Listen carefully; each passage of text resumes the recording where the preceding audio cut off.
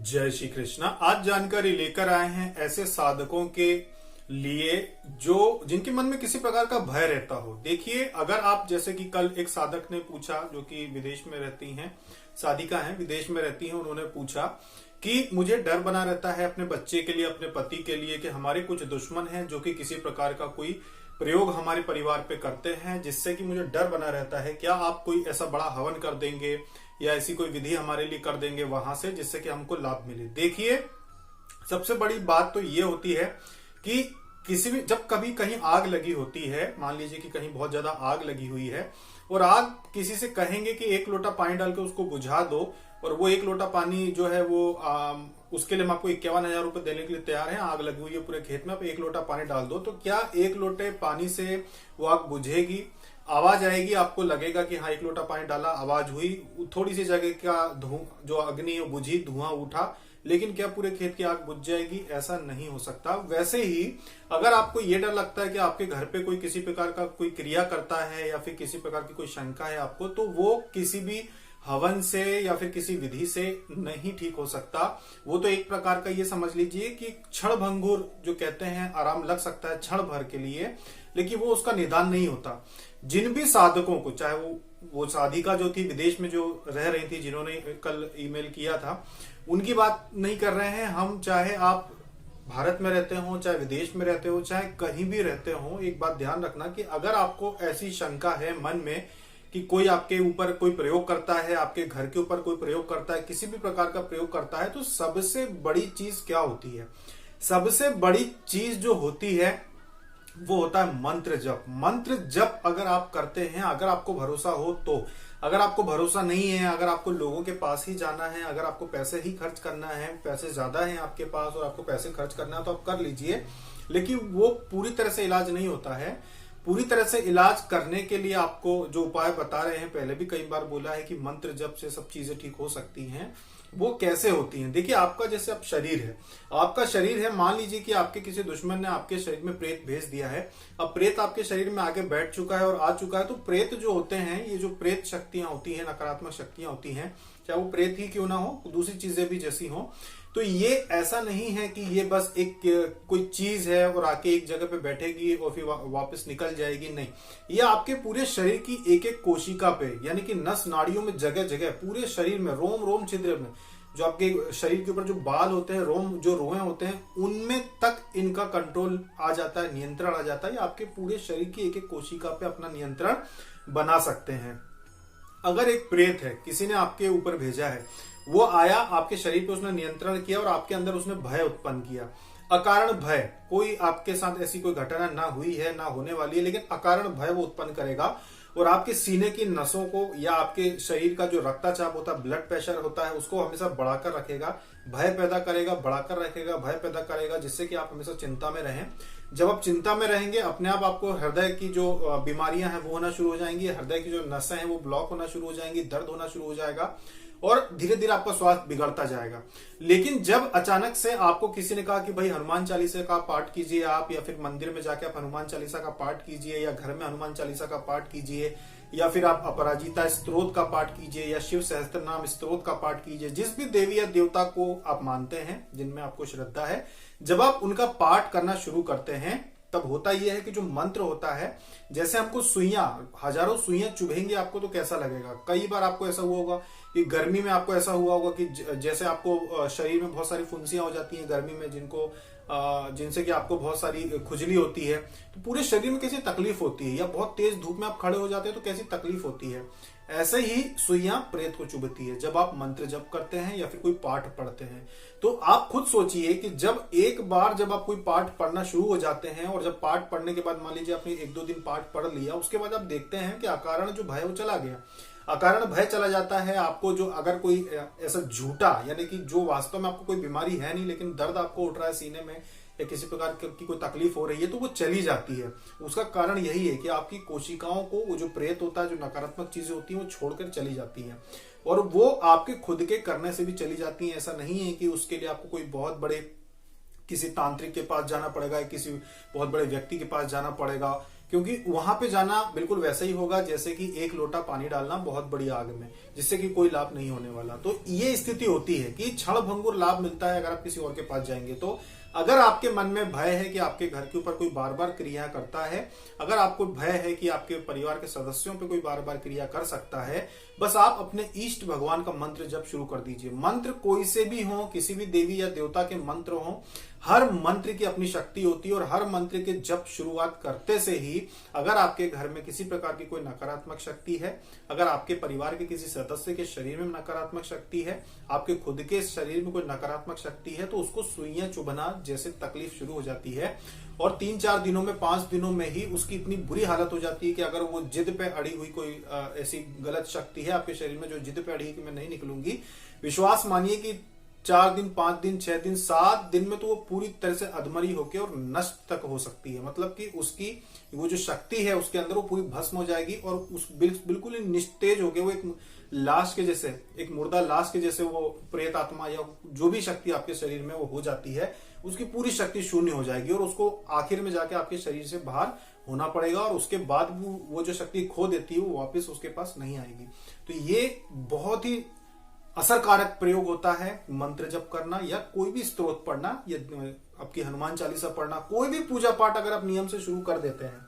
और मान लीजिए कि आप हनुमान चालीसा पढ़ रहे हैं, आपने हनुमान चालीसा पढ़ना शुरू की, तो मन में आपको ये संकल्प रखना है कि आपके घर के जो पूरा वातावरण है, घर की जो सीमा है, इसके अंदर कोई भी नकारात्मक शक्ति हो तो भस्म हो जाए या भाग जाए यहाँ से, वो मेरे घर का बंधन हो। मैं एक एक लाइन जो पढ़ रहा हूं, एक एक अक्षर जो पढ़ रहा हूं, उस अक्षर के साथ साथ भगवान श्री हनुमान की शक्ति मेरे घर का बंधन करे, मेरे शरीर को शुद्ध करे, मेरे शरीर में या मेरे परिवार के सदस्यों के शरीर में कोई नकारात्मक चीज हो तो उसे बाहर निकाले, उसे दंड दे और बाहर निकाले। एक एक अक्षर के साथ जब आप पढ़ते जाएंगे तो विश्वास मानिए कि आप स्वयं अपने घर का कोई भी नकारात्मक चीज होगी घर से बाहर उसको कर देंगे, शरीर से बाहर कर देंगे अगर शरीर में होगी तो। और जिन लोगों का अकारण भय बना रहता है, उनके शरीर में ब्लड प्रेशर बढ़ा देगी, चीजें करती हैं, ये चीजें कर देती हैं कि आपके शरीर में आ गई, अकारण भय बना दिया, आपका ब्लड प्रेशर बढ़ गया, कुछ दिन में आपको हार्ट की बीमारी हुई और हार्ट अटैक तक आ जाता है, लोगों को मर जाता है। प्रेत आत्मा ऐसा काम भी कर सकती है बहुत आसानी से। तो अकारण ये आपका ब्लड प्रेशर बढ़ा देती है बगैर किसी कारण को। जब ब्लड प्रेशर बढ़ता है तो अपने आप आपको दिल की बीमारियां हो जाती हैं। बहुत सारे ऐसे साधक हैं जिनको ये तकलीफें आई हैं, तो उनको लगा कि उनको हृदय में जो ब्लॉकेज होती है जो वो आ चुकी है उनको, उन्होंने डॉक्टरों के पास जाकर अपना इलाज कराना भी शुरू कर दिया, जांच करवाई तो जांच में कुछ निकला नहीं, लेकिन दर्द को देखते हुए कि हाँ कुछ ना कुछ है, उन्होंने इलाज भी शुरू कर दिया। और साल भर 6 महीने इलाज चलने के बाद जब उन्होंने जाप शुरू किया, जब उन्होंने साधना शुरू की, तो उनको 2 से 3 दिन में ही वो दर्द गायब हो गया। और तब उनको इस बात का विश्वास हुआ कि हाँ कुछ ना कुछ नकारात्मक चीज थी, क्योंकि इलाज हमने शुरुआत कर दिया था शुरू, जबकि ऐसा कुछ था नहीं, हमको लगा कुछ है, लेकिन जब साधना की तो वो दर्द ही गायब हो गया, जिसका इलाज चल रहा था वो दर्द ही गायब हो गया शरीर से। तो ऐसा होता है, नकारात्मक चीजें जो होती हैं वो आपको परेशान करने के लिए किसी भी प्रकार की तकलीफ आपके शरीर में पैदा कर सकती हैं। वो आपको गुस्सा दिला सकती हैं, आपको चिड़चिड़ा बना सकती है, पति पत्नी के बीच में बेवजह की लड़ाई झगड़े करा सकती है, छोटी छोटी बातों पे ज्यादा गुस्सा पैदा करना, पत्नी को आवश्यकता से अधिक गुस्सा आना या आपको आवश्यकता से अधिक गुस्सा आना, ये सब चीजें होती हैं जिससे आपस में लड़ाई झगड़े शुरू हो जाते हैं। तो इससे पता चल जाता है कि कुछ ना कोई नकारात्मक चीज घर में है। एक साधक ने पूछा कि हमारे घर में बहुत ज्यादा लड़ाई झगड़े होते हैं, हम क्या करें। हमने उनको ये कहा कि आप दीपक जला के घर में रखें। देखिए जो दीपक जलाते हैं आप घर में अपने देवी देवता के सामने जब दीपक जलाते हैं तो कोई भी नकारात्मक चीज अगर किसी के शरीर में होती है तो वो अपना प्रभाव अगर वो फैली हुई है पूरे शरीर में और वो लड़ाई झगड़े करवाती है सबके आपस में, तो जैसे ही आप दीपक जलाते हो और उस व्यक्ति की नजर जिसके शरीर में नकारात्मक चीज हो अगर दीपक के ऊपर पड़ती है तो तुरंत वो जो शक्ति होती है वो शून्य हो जाती है। मतलब मरती नहीं है लेकिन तुरंत एकाग्र होके एक जगह होके बिल्कुल एक जगह बिंदु के रूप में आ जाती है। और अगर कोई व्यक्ति बहुत गुस्सा आ रहा है, लड़ाई झगड़ा घर में कर रहा है, तो उस दीपक को देख के उसका गुस्सा एकदम से गायब हो जाएगा। तो जिन लोगों के घर में लगता है आपको कि कोई नकारात्मक चीज है जिसकी वजह से लड़ाई झगड़े होते हैं घर में या माता पिता या घर के सदस्य लड़ते हैं, अब एक दीपक जलाना शुरू कर दे घर में। तेल का ही, घी का नहीं, तेल का ही घी आप दीपक घर के मंदिर में जलाना शुरू करते हैं। विश्वास मानिए इससे लाभ मिलेगा। इसके बाद प्रतिदिन आप नियम बना लीजिए, 2 से 4 मिनट या 5 मिनट लगते हैं, अब नियम बना लीजिए अपने घर में पाठ करने का। एक बात ध्यान रखना कि जो लोग अध्यात्म